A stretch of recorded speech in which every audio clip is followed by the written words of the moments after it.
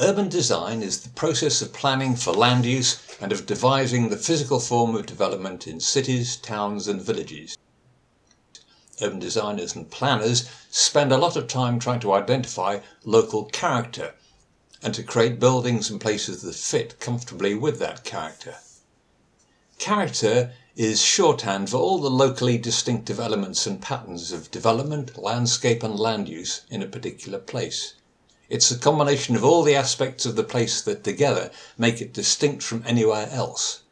Failing to understand or respect local character leads to development that erodes the qualities that people value, creating a place that could be anywhere or nowhere. Too often developers and their designers choose one matter that is in some way locally distinctive and use that to tick the character box. The result often looks ridiculous. Yet, when local authorities tell planning applicants one thing about how to develop, they usually say, "Respond to the character of the area." Planners, architects and urban designers need to learn how to do that in a way that helps to make places that are good to live in. We can take inspiration from seeing how the best designers respond to local character. Alison Brooks, for example. Let's look at one of her projects. Her practice, Alison Brooks Architects, or ABA, has designed a housing development for Countryside Properties and London and Quadrant Housing Trust. The site is in Dollis Hill in the North London borough of Barnet, where a former council housing estate is being redeveloped. There's no single local vernacular to look to here. The area has been developed in a variety of forms, styles and materials over the last couple of 100 years, but that's no reason not to make something distinctive, which fits into and enhances its surroundings in a way that the now demolished council estate did not. Alison Brooks has asked, what clues does the context give us about how we should design here? How do people move around the area? What's the lie of the land? How has the place evolved over time? How are the buildings arranged? Alison Brooks' overriding principle has been to integrate the development into its surroundings, to make it part of the place, not a disconnected enclave like so many developments today. Alison Brooks also looks further afield to garden suburbs, such as North London's Hampstead Garden Suburb, as examples of the most successful suburban housing development. She identifies a number of qualities of their design: picturesque rooflines, domestic scale, consistent palettes of materials, group compositions, houses that provide a focal point, durable materials and details, and a green setting. From the local context of Dollis Hill, she notices what she calls the highly articulated roofs of nearby houses on local streets, and in particular the longer tradition of crown roofs in London's 19th century garden suburbs.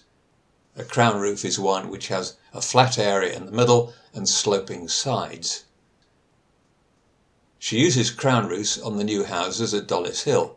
This helps to express each house as an individual unit or part of a pair within the longer terrace, and the flat part of the roof can be used to accommodate photovoltaics unobtrusively.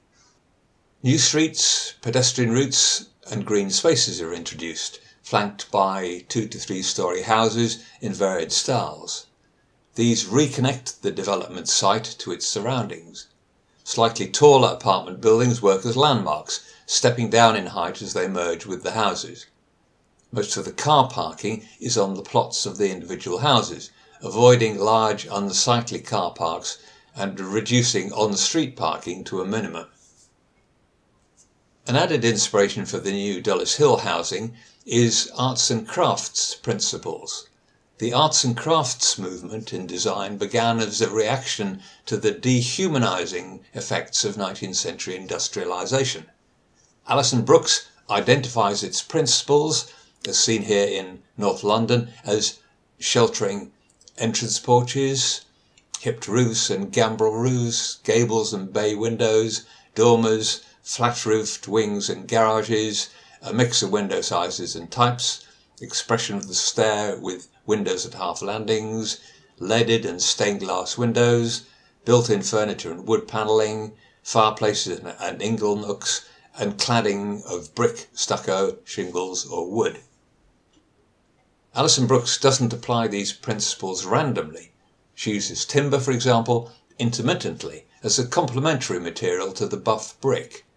The timber is either applied on upper stories, providing a transition between the brick and the slate, or used to highlight small recessed or partially enclosed areas within the main building form, such as front porches and balconies.